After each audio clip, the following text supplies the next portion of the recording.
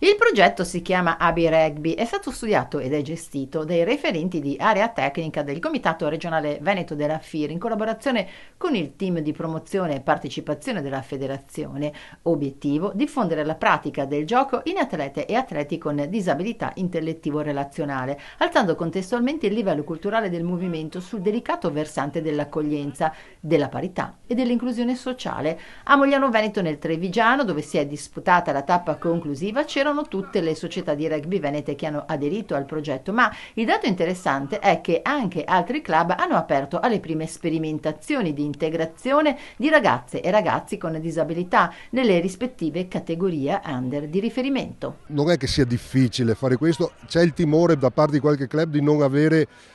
il personale adatto che appunto a livello federale stiamo formando.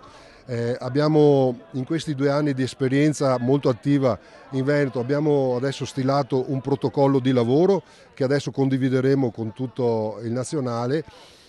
Siamo partiti nel 2022, avevamo 3 squadre, oggi ne abbiamo 8 con altre 3 in partenza, quindi l'attività sta dando grande soddisfazione, ma sta dando soprattutto grandi risultati. La giornata ha visto in campo i partecipanti impegnati in attività sportive e ludiche e poi tutti insieme nel terzo tempo. Io sono rimasto entusiasta da subito perché il fatto di far giocare tutti insieme, i normodotati, anche cosiddetti normodotati, anche coloro che hanno dei problemi di disagio, disabilità psichica, è il fulcro centrale del valore educativo di questa attività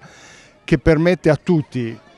ai ragazzi che hanno disabilità psichica, di migliorare moltissimo. Tra l'altro sull'autismo i risultati che ha avuto il rugby sono in questo momento oggetto di ricerca scientifica e sono veramente eclatanti, ma anche sui ragazzi che non hanno disabilità psichica è un valore educativo importantissimo, perché non c'è più bisogno di spiegare cos'è il disagio, di spiegare che cos'è la diversità, viene accettata.